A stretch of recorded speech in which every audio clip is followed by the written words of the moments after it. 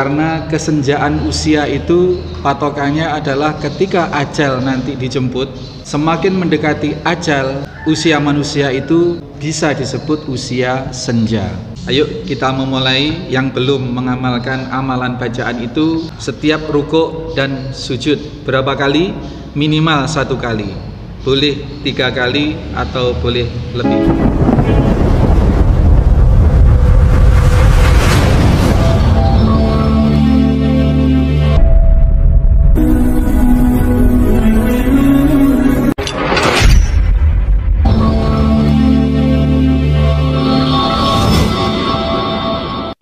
Assalamualaikum warahmatullahi wabarakatuh.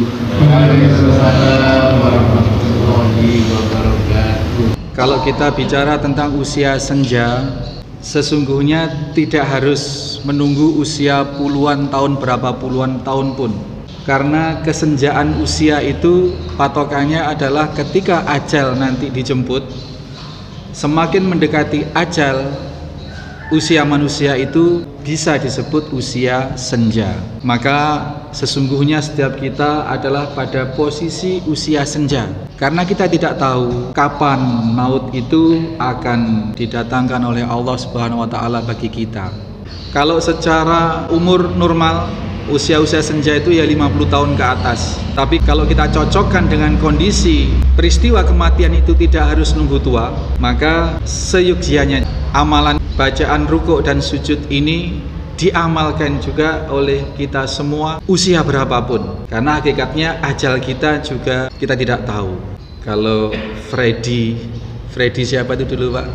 Yang bukan Freddy Sambo ini jauh sebelum Sambo ya. Ferdi Budiman Pak, itu gembong narkoba.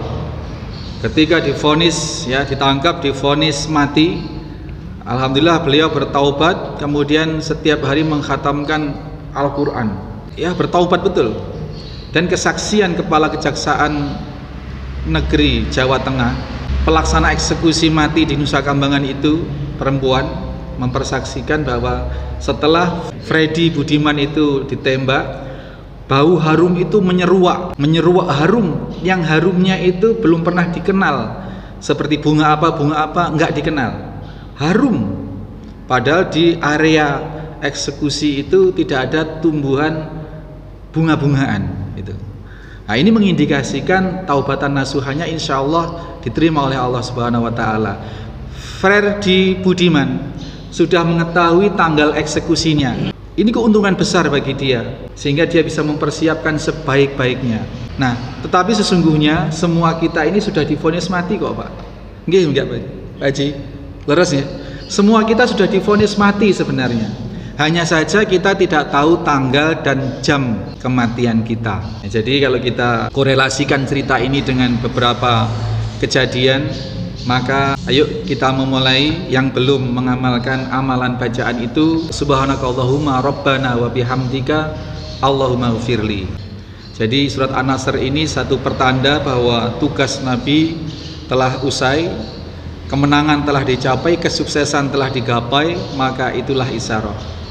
Nah, setelah turun surat itu, beberapa riwayat menyatakan Nabi SAW mengubah bacaan rukuk dan sujudnya, Bapak Ibu sekalian.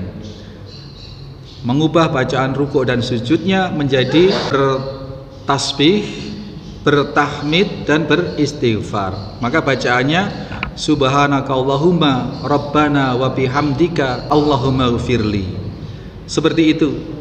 Dan Sayyidah Aisyah juga meriwayatkan usai surat An-Nasr itu turun, Nabi setiap sholat rukuk dan sujudnya membaca Subhanakallahumma rabbana wa bihamdika Allahumma ghfirli.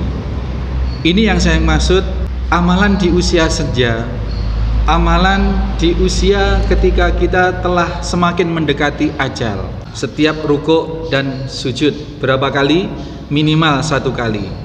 Boleh 3 kali atau boleh lebih. Begitu kurang lebih Bapak Ibu sekalian. Kita akhiri, mudah-mudahan apa yang kita obrolkan ini menjadi pelajaran bagi diri saya pribadi, bagi kita semua jenengan dan seluruh siapapun yang menyaksikan, yang mendengarkan kajian ini, menjadikan jalan hidayah jalan pitulung atau pertolongan Allah untuk kita menjadi lebih baik.